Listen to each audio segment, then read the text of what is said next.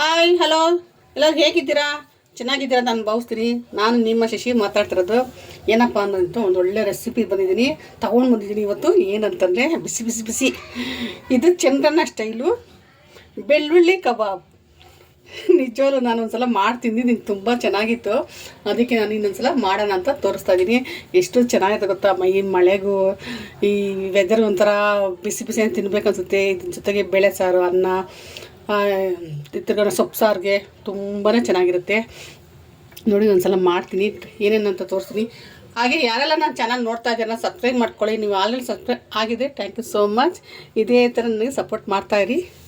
ಏನಪ್ಪ ಅಂದರೆ ಇವತ್ತು ನೋಡಿ 1 ಸ್ಪೂನಷ್ಟು ಕಡಲೆ ಹಿಟ್ಟು, ಇದನ್ನು ಅಕ್ಕಿ ಹಿಟ್ಟು ಸ್ವಲ್ಪ ತೊಗೊಂಡಿದ್ದೀನಿ. ಅರ್ಧ ಸ್ಪೂನಷ್ಟು ಅಕ್ಕಿ ಹಿಟ್ಟು, ಮತ್ತು ಇದು 1 ಸ್ಪೂನ್ ಮೈದಾ, 1.5 ಸ್ಪೂನಷ್ಟು ಕಾರ್ನ್ಫ್ಲೋರು. ಇದು ರುಬ್ಬೋದಕ್ಕೆ ಒಂದು 4 ಲವಂಗ, 2 ಚಕ್ಕೆ. ಅವರು ಮೆಣಸು ಹಾಕಿಲ್ಲ, ನನಗೆ ಮೆಣಸು ಬೇಕು ಚಿಕನ್ಗೆ, ಅದಕ್ಕೆ ಹಾಕ್ತಾಯಿದ್ದೀನಿ. ತುಂಬ ಚೆನ್ನಾಗಿರುತ್ತೆ. ಒಂದು ಅರ್ಧ ಸ್ಪೂನ್ ಮೆಣಸು, ಒಂದು ದೊಡ್ಡದು ಬೆಳ್ಳುಳ್ಳಿ, ಒಂದು ಅರ್ಧ ಇಂಚ್ ಶುಂಠಿ. ಇದು ಸ್ವಲ್ಪ ಖಾರ ಇರಲಿ ಅಂತ ಹಸಿಮೆಣ್ಸಿಕಾಯಿ. ಅದ್ರ ಜೊತೆಗೆ ರುಬ್ಬೋದಕ್ಕೆ ಕರಿಬೇವು. ನೋಡಿ ನಾನು ಚಿಕನ್ನ ತುಂಬ ಚೆನ್ನಾಗಿ ತೊಳ್ಕೊಂಡು ಇಟ್ಕೊಂಡಿದ್ದೀನಿ. ನೀರೆಲ್ಲ ಸೋರಬೇಕು, ನೀರೆಲ್ಲ ಚೆನ್ನಾಗಿ ಸೋರಿದ್ಮೇಲೆ ತುಂಬ ಚೆನ್ನಾಗಿರುತ್ತೆ, ಕೋಟಿಂಗ್ ಚೆನ್ನಾಗಿರುತ್ತೆ ಅಂತ. ನೋಡಿ ಇದು ಅರ್ಧ ಕೆ ಜಿ ಚಿಕನ್, ಅರ್ಧ ಕೆ ಜಿನ 3/4 ಕೆ ಜಿ ಇರ್ಬೋದು. ಇಷ್ಟು ಚಿಕನ್ ತೊಗೊಂಡಿದ್ದೀನಿ. ಇದಕ್ಕೆ ನಾನು ಒಂದು ಮಸಾಲೆ ಹಾಕ್ತೀನಿ, ಬೆಳ್ಳುಳ್ಳಿ ಕಬಾಬ್. ಬನ್ನಿ ಮಸಾಲೆ ರೆಡಿ ಮಾಡೋಣ. ನೋಡಿ ಒಂದು ಜಾರ್ ತೊಗೊಂಡಿದ್ದೀನಿ. ಇದಕ್ಕೆ ನಾನು ಚಕ್ಕೆ, ಲವಂಗ, ಮೆಣಸು ಒಂದು ಸೀಕ್ರೆಟ್ ಹೇಳ್ತೀನಿ ನಿಮಗೆ. ಮೆಣಸು ಯಾವತ್ತೇ ಆಗಲಿ ಕೆಳಗಡೆ ಬೀಳಬಾರ್ದು, ನಾವು ಅದು ತುಳಿಬಾರ್ದು. ಮೆಣಸು ಅದು ಕರ್ಗೋವರೆಗೂ ನಮಗೆ ತುಂಬ ಕಷ್ಟ ಬರುತ್ತೆ, ಅದು ಕರ್ಗೋದಿಲ್ಲ. ಅದಕ್ಕೋಸ್ಕರ ಏನು ಮೆಣಸು ಯಾವತ್ತೇ ಜೋಪಾನದಿಂದ ನಾವು ನೀಟಾಗಿ ಹಾಕ್ಕೊಂಡು ನೀಟಾಗಿ ಇಡಬೇಕು. ನಾನು ನನ್ನ ಮಗಳು 1000 ಸಲ ಹೇಳ್ತೀನಿ, ಮೆಣಸು ಕೆಳಗೆ ಬೀಳಿಸ್ಬಾರ್ದು, ತುಳಿಬಾರ್ದು ಅಂತ. ಒಬ್ಬೊಬ್ರು ಗೊತ್ತಿರಲ್ಲ, ಅದಕ್ಕೆ ಹೇಳ್ತಾ ಇದ್ದೀನಿ. ಮೆಣಸು ಯಾವತ್ತಾಗಲಿ ಕೆಳಗಡೆ ಬೀಳಬಾರ್ದು, ತುಳಿಬಾರ್ದು. ನೀವು ಯಾರಾದರೂ ಕೇಳಿ ನೋಡಿ. ಇವಾಗ ಸ್ವಲ್ಪ ಬೆಳ್ಳುಳ್ಳಿ, ಒಂದು ಅರ್ಧ ಇಂಚಷ್ಟು ಶುಂಠಿ, ಮೆಣಸಿನ್ಕಾಯಿ. ಇದ್ರ ಜೊತೆಗೆ ನಾನು ಒಂದು ಸ್ವಲ್ಪ ಕರಿಬೇವು, ಇದಕ್ಕೆ ಒಂದು ಮೊಟ್ಟೆ, ಸ್ವಲ್ಪ ಮೊಸರು. ನೋಡಿ ಒಂದು ಮೊಟ್ಟೆ, ಒಂದು ಸ್ವಲ್ಪ ಮೊಸರು ತೊಗೊಂಡಿದ್ದೀನಿ. ಇವಾಗ ಇದನ್ನು ನೀರು ಹಾಕ್ಬಾರ್ದು, ಹಾಗೆ ರುಬ್ಬಬೇಕು. ತರಿಯಾಗಿ ರುಬ್ಕೊಂಬರೋಣ ಬನ್ನಿ. ಅದೇ ತೊಗೊಂಡಿದ್ದೀನಿ ನಾನು. ಇವಾಗ ಇದಕ್ಕೆ ಇದು ಮೈದಾ, ಕಡಲೆ ಹಸಿಟ್ಟು, ಅಕ್ಕಿ ಹಸಿಟ್ಟು, ಕಾರ್ನ್ಫ್ಲೋರ್, ಇದು 4 ಹಾಕ್ತಾಯಿದ್ದೀನಿ. ನಾನು ಒಂದು ಅರ್ಧ ಕಪ್ಪಷ್ಟು ಮೊಸರು, ಚಿಕ್ಕ ಕಪ್ಪದು, ಒಂದು 2 ಟೇಬಲ್ ಸ್ಪೂನ್ ಅಷ್ಟೇನಾ. ಇದಕ್ಕೆ ನಾನು ಸ್ವಲ್ಪ ಅರಿಶಿನ ಪೌಡರ್, ಹಾಗೆ ರುಚಿಗೆ ತಕ್ಕಷ್ಟು ರುಬ್ಕೊಂಬಂದಲ್ವ ಅದು ತೋರಿಸ್ತೀನಿ ನೋಡಿ. ಈ ಥರ ತರಿಯಾಗಿ ರುಬ್ಬಬೇಕು. ಗಮ್ಮಂತ ರುಬ್ತಾರೆ, ಗಮ್ಮಂತ ಇರುತ್ತೆ. ಇನ್ನು ಮಾಡಿದ್ರೆ ಹೆಂಗಿರೋದು ಹೇಳಿ, ಚೆನ್ನಾಗಿರುತ್ತಿತ್ತು. ನಾನು ಒಂದು ಸಲ ಮಾಡಿದ್ದೀನಿ, ಚೆನ್ನಾಗಿದ್ದೀನಲ್ಲ. ಮಿಕ್ಸ್ ಮಾಡೋಣ. ನೀರು ಹಾಕ್ಬಾರ್ದು ಅಂತ ಹೇಳಿದ್ರಲ್ಲ, ಅಥವಾ ನೀರು ಯಾವುದಕ್ಕೂ ಒಂದು ಸ್ವಲ್ಪ ನಾನು ನೀರು ಹಾಕಿಲ್ಲ. ನೋಡಿ ಎಷ್ಟು ಗ್ರೀನ್ ಕಲರ್ ಆಗಿದೆ ಅಂತ ಗೊತ್ತಲ್ಲ. ಇದಕ್ಕೆ ನಾವು ಸ್ವಲ್ಪ ಎಣ್ಣೆ ಹಾಕಬೇಕು.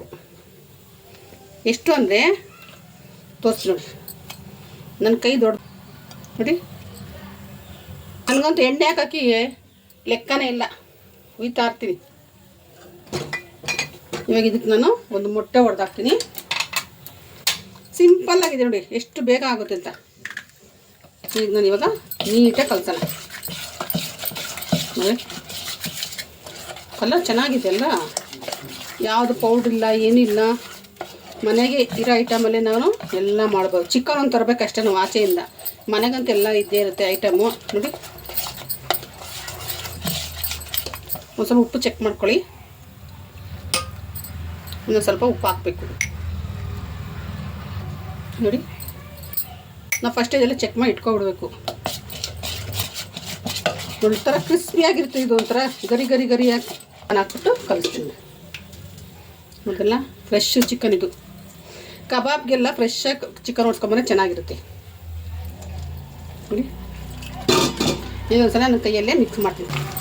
ನಾನು ಜಾಸ್ತಿ ಕಬಾಬ್ಗೆ, ಈ ಚಿಕನ್ ಫ್ರೈಗೆ ಅವೆಲ್ಲ ನಾನು ಮಸಾಲೆ ಅಂಗಡಿಯಿಂದ ತರೋದಿಲ್ಲ. ಮನೇಲಿರೋ ಮಸಾಲೆನ ಚಿಕನ್ ಫ್ರೈ, ಈ ಪೆಪ್ಪರ್ ಚಿಕನ್ನು, ಡ್ರೈ ಚಿಕನ್, ಇವೆಲ್ಲ ನಾನು ಮನೇಲಿರೋ ಪೌಡರಲ್ಲೇ ನಾನು ಮಾಡೋದನ್ನು.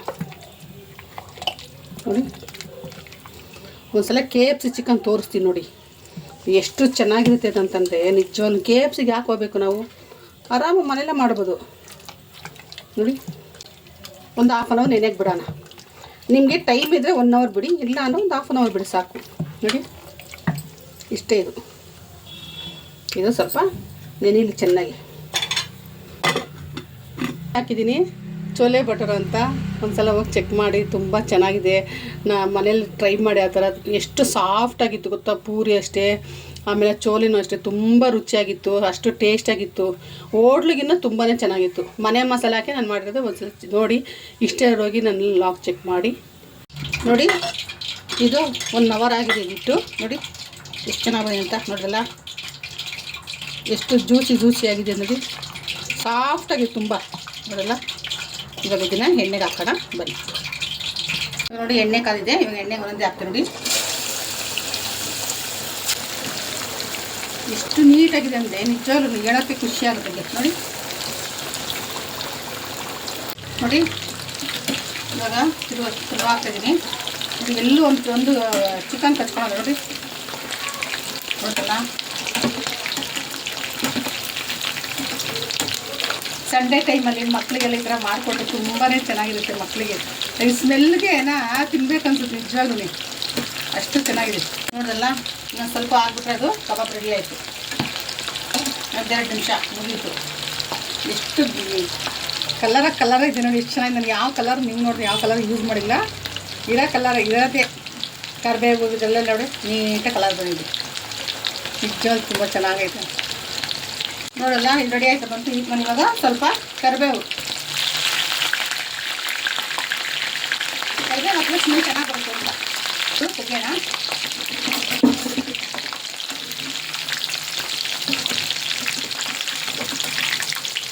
ನೋಡ್ರಲ್ಲ,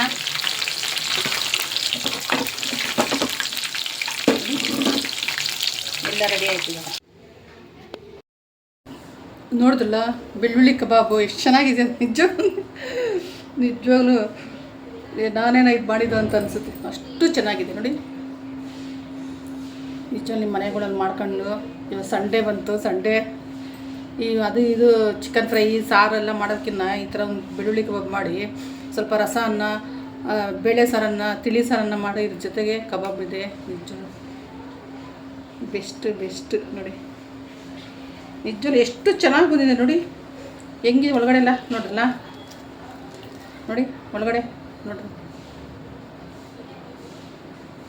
ತುಂಬಾ ಚೆನ್ನಾಗಿದೆ. ಯಾರಿಗೆಲ್ಲ ಬೆಳ್ಳುಳ್ಳಿ ಕಬಾಬ್ ಇಷ್ಟ ಆಯ್ತು ಅದನ್ನು ಲೈಕ್ ಮಾಡಿ, ಶೇರ್ ಮಾಡಿ, ಕಮೆಂಟ್ ಮಾಡಿ. ಇದು ಇಷ್ಟ, ಅರ್ಪಿಗೂ ಇಷ್ಟ, ತುಂಬ ಇಷ್ಟ ಬೆಳ್ಳುಳ್ಳಿ ಕಬಾಬ್. ಅರ್ಪಿ, ಇದು ನಿನಗೆ ಕಡೆ ಅರ್ಪಿ, ಇದು ಚೆನ್ನಾಗಿ. ಓಕೆ ಬಾಯ್.